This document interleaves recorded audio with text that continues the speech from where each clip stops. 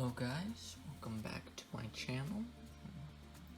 Today I decided I'd take some of the flies that I tied earlier and test them out.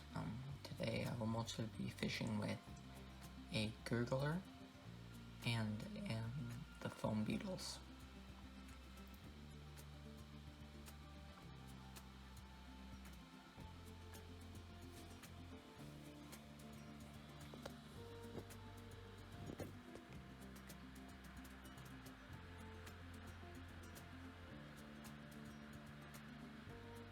Started out with a gurgler because recently I've been finding lots of pike, and they're probably my favorite thing to catch on a fly rod because they're extremely acrobatic. They fight like crazy and they're just really cool looking. They're big teeth and just they've got a crazy personality. When you hook into one of those, they go straight for any kind of structure.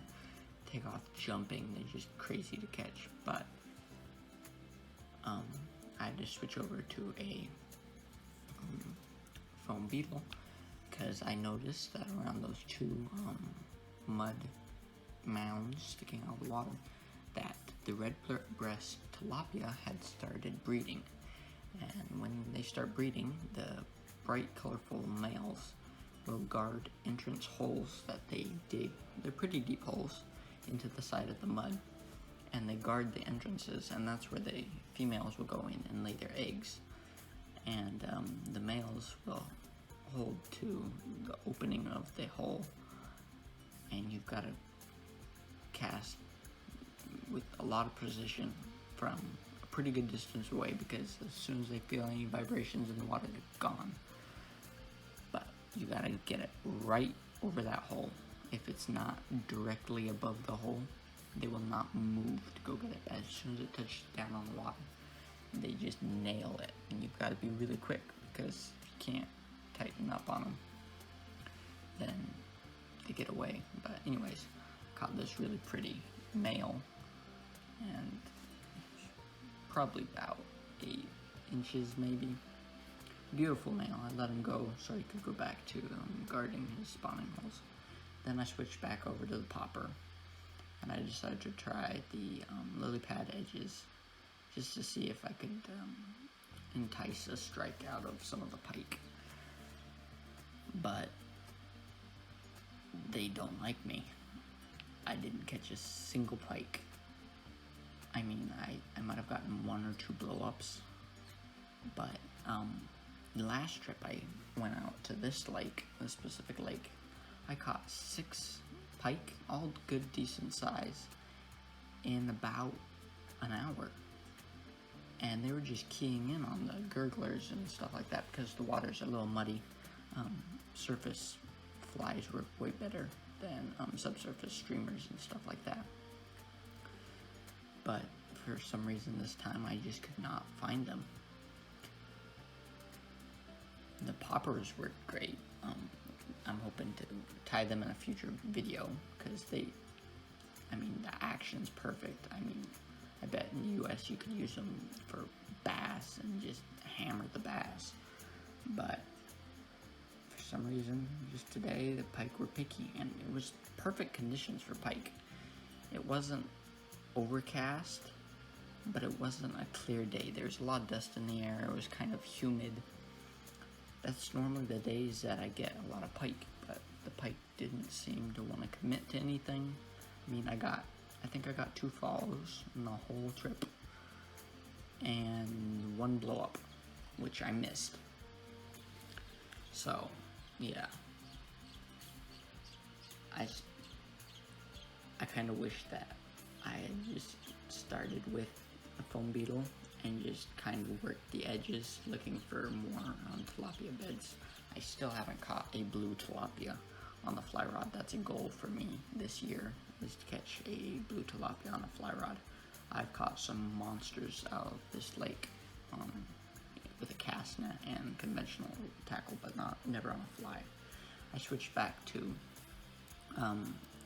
the foam beetles, and I went back and targeted those mud mounds again. and I hooked into a beautiful one. This thing that was my PB. This is my PB redbreast tilapia. It was just big, and you notice I could feel that it was a big fish, and I ran straight for the phone to make sure that it was recording, and luckily it was recording and I got the strike. But yeah, overall beautiful fish. These tilapia, they're pretty clean fighters. I mean, they just pull, and after the first hooks, when you hook them and you're bringing them in, they don't fight that hard.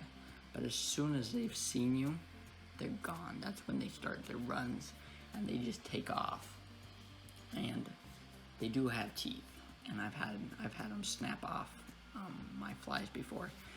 This specific one bent my dry fly hook like in half. I couldn't use my dry fly hook after this, and tore up the foam with his teeth. But I was just so excited for this fish. It was a beautiful fish, and yeah, I got some good release footage of him too. A beautiful spawning male. Released them because I mostly do catch and release. I feel like it's better for the environment. The fish, they're there, they can reproduce, and then I've got the chance to catch them again or catch more.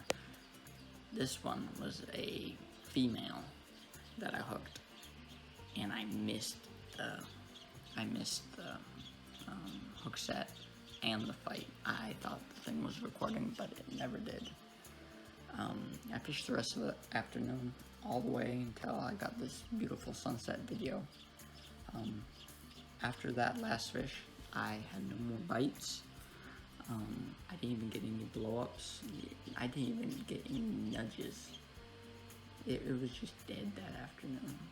But I got some beautiful footage, and hope you enjoy this video of me finishing up my day fishing to an African sunset. It was a beautiful sunset. I got a lot of cool pictures off of that. Yeah, enjoy your days. I hope this was of interest to you guys. If you want my channel, I do a lot of fly tying videos, and I plan on doing more fly fishing videos with the flies I've tied in the future. Enjoy, and please like this and subscribe. It really helps me out a lot. Yeah, thanks for watching.